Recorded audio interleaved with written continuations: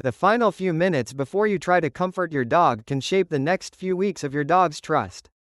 In that small window, most owners accidentally turn an ordinary sigh and look away into a bigger stress pattern. You hear the long exhale. You see the head turn. You notice the eyes soften or narrow, and the weight shifts away.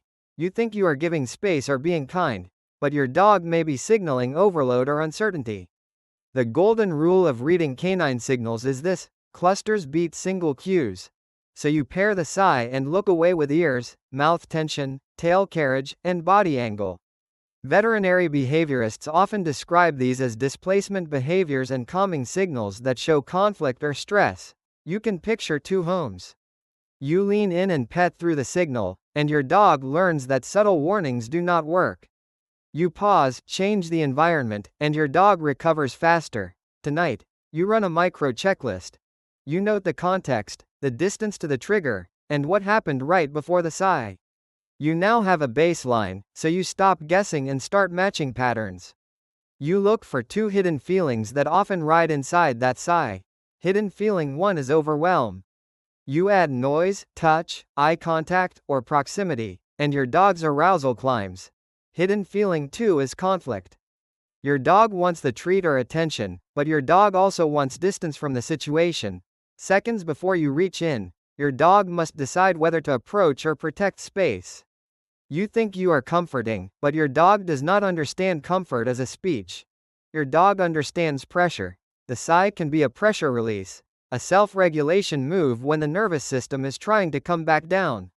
Many trainers and behavior clinicians note that gaze aversion reduces social pressure, and forced interaction can stack stress signals. You can see the trap. You go in for a hug, your dog sighs and looks away, and you keep going. By the time you notice stiffness, you are already past the warning stage.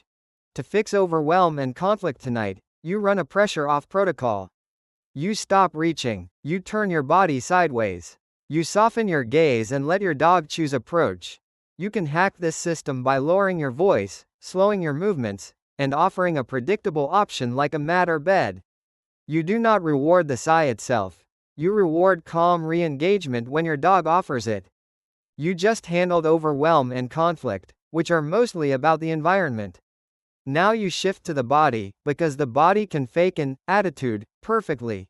Hidden feeling 3 is pain. You touch the neck, back, hips, or mouth, and your dog's tolerance drops fast. Hidden feeling 4 is fatigue. Your dog is socially done, even if you still want one more cuddle. Hidden feeling 5 is sensory irritation. You deal with itchy skin, ear discomfort, hot spots, or a collar or harness that rubs like sandpaper. Veterinary consensus is blunt here.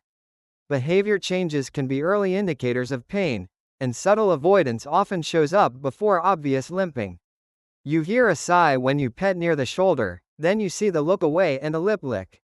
The room is quiet, so the signal points inward.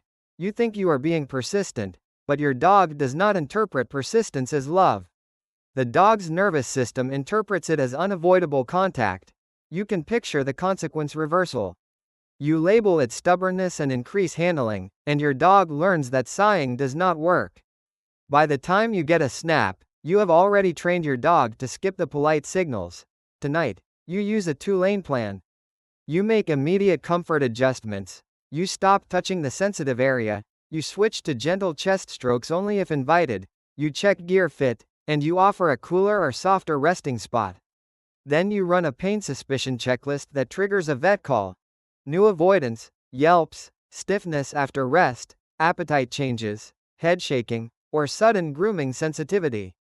You are not diagnosing. You are noticing patterns early, before your dog has to escalate. You have ruled out obvious physical discomfort, so you look at predictability and meaning. You focus on what your dog expects will happen next. Hidden feeling 6 is anxiety. Your dog anticipates something unpleasant, like nail trims, being left alone, or a tense moment in the house. Hidden feeling 7 is uncertainty.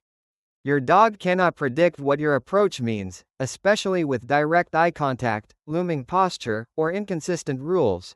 You think you are reassuring, but your dog does not understand reassurance the way humans do.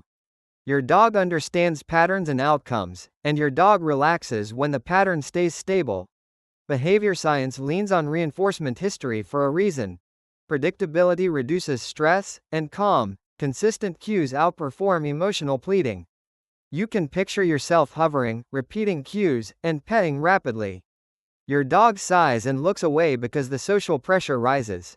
To fix anxiety and uncertainty, you build a clarity loop.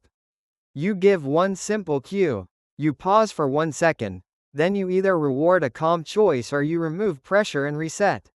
You can hack this system by creating a predictable decompression ritual: water, potty break, mat time, and low lights. You stop making your dog guess what your hands and face mean. You now treat the sigh and look away as information, not disrespect. You map it to environment, body, and predictability, and you stop taking it personally. Hidden feeling 8 is boundary setting. Your dog is politely asking for space, not challenging you. Hidden feeling 9 is shutdown. Your dog has tried subtle signals before and expects they will be ignored, so your dog disengages. Many consent-based handling protocols show the same result over time. When you respect opt-out signals, you get more cooperation later. You can picture 2 weeks from now. You give choices, and your dog offers more eye contact and a looser body. You corner and insist, and your dog offers fewer warnings. Tonight, you follow a simple routine. You pause when you see the sigh and look away. You reduce pressure with a sideways stance, softer gaze, and hands off. You offer a choice. You toss a treat away from you, or you invite your dog to a mat. You reinforce calm re-engagement, not avoidance. You log the trigger in one sentence so patterns become obvious. You schedule a vet or behavior consult if pain or escalating avoidance appears. You are not winning an argument. You are lowering the volume on a nervous system, so your dog trusts your approach because your dog has an exit. If this changed the way you view comforting your dog, do me a favor. Hit the subscribe button. We don't do generic advice here. We translate behavior into a simple plan you can use tonight. Let me know in the comments. When does your dog sigh and look away most often? During touch, around guests, or before a routine? Until next time, take care of your dog's nervous system first.